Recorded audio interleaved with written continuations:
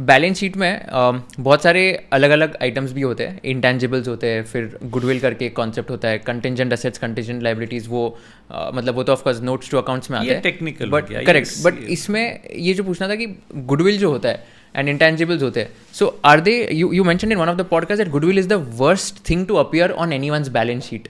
तो इसका क्या रीज़न था एंड क्यों लोग गुडविल रिकॉर्ड कर रहे हैं आज भी? नहीं, रिकॉर्ड क्यों कर रहे हैं वो सवाल नहीं है, फैक्चुअल है तो करना ही पड़ेगा।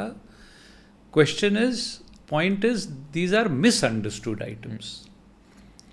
अब किसी को पूछो बैलेंस शीट में गुडविल है, इज इट गुड और bad? Normal reaction is goodwill है तो गुड होगी ना। अच्छा, आपकी बैलेंस शीट में गुडविल नज़र आ रही है, किसकी है, आपकी है या किसी और की है? बोला आपकी होनी चाहिए। ये दोनों आंसर रॉन्ग हैं। आपकी बैलेंस शीट में आपकी गुडविल आ ही नहीं सकती। किसने डिसाइड किया आपकी वो गुडविल है?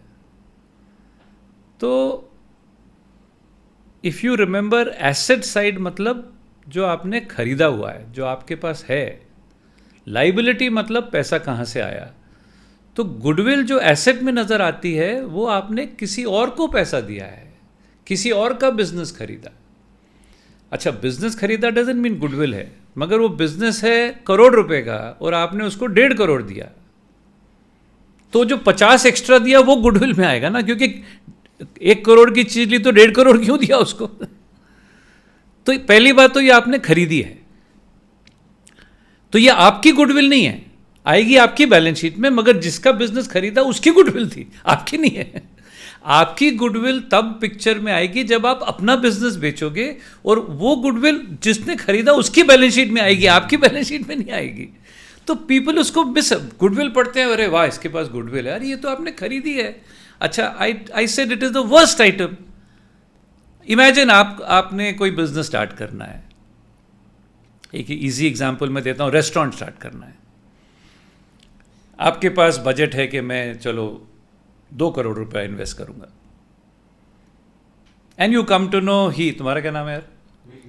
विघ्नेश के पास एक रेस्टोरेंट है, वो बेचने वाला है और वो बिल्कुल जो आपको चाहिए सब उतने, और 2 करोड़ का है। आप विघ्नेश को बोलो यार मेरे को शुरू करना है, तू तो बेच रहा है, तू ले ले 2 करोड़ मेरे से। विघ्नेश बोलेगा नहीं, मेरे को 3 करोड़ चाहिए। क्यों? Vighnesh will say, Kushal, nobody knows you in this line. आप शुरू करोगे, धीरे धीरे बिजनेस आएगा। मेरा तो एस्टैब्लिश रेस्टोरेंट है, लाइन लगी होती है, you will make extra money because of me, so I want something extra for that. तो आपने 3 करोड़ देके बिजनेस खरीद लिया, वाह, वैल्यू में कितना मिला आपको? 2 करोड़। अभी अकाउंटिंग एंट्री के लिए नाम देना ना, एक्स्ट्रा 1 करोड़ क्यों दिया? तो for want of a better name इसे गुडविल दी उसको आपने। अब आपकी बैलेंस शीट में गुडविल आ रही है, पढ़ने वाला बोलता है अरे कुशल की गुडविल है, कुशल की नहीं है, विघ्नेश की गुडविल है, पहली बात।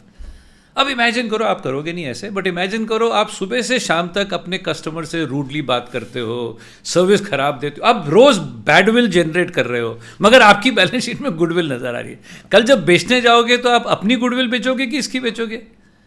वो गुडविल का तो मीनिंग ही नहीं है ना। तो इस आइटम को जितना जल्दी आप राइट ऑफ करो उतना अच्छा है।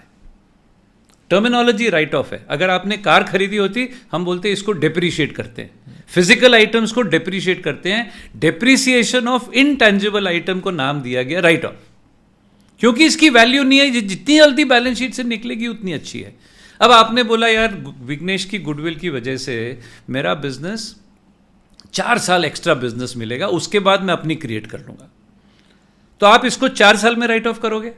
आज आपने 1 करोड़ गुडविल दी, अगले साल उसको राइट ऑफ करने के बाद 75 हो गई, 50, 25 and it goes of your balance sheet. Now imagine you are actually running your business beautifully, you are wonderful to your customers, आपकी रोज गुडविल बिल्ड हो रही है। मैं कोई आपकी बैलेंस शीट पढ़ेगा तो लास्ट ईयर 1 करोड़ थी, अब 75 हो गई, अब 50 हो गई, उसको लगेगा कि आपकी गुडविल लूज हो रही है मार्केट में। अरे लूज नहीं हो रही यार, ये आप इसको रिकवर कर रहे हो। रिकवर मीन्स जब बैलेंस शीट से आइटम राइट ऑफ करके कहाँ जाता है? पीएनएल में जाता है, तो आपको वो पैसा रिकवर करने का चांस मिल गया। So you are actually, so these are misunderstood items. तो ब्रांड वैल्यू, अभी ब्रांड वैल्यू, अपनी ब्रांड वैल्यू कहाँ से डालोगे आप? किसी और ने वैल्यू करनी पड़ेगी ना आपको। काफी सब्जेक्टिव हो गया ना वो तो, अपनी खुद की brand value. You can't, subjective के बावजूद आप उसको वैल्यू डाल ही नहीं सकते हो जब तक कोई बायर आके ही ready to put his money where his mouth is. Only then it has some meaning. If you learned something new from this video, do share it with your friends and subscribe to this channel so that we can bring you the best content possible. Also, if you want to watch this entire episode, click on the link in the description box and you can go to Kushal Lodha YouTube channel and watch the entire podcast episode. Thank you so much for watching this and have an amazing day.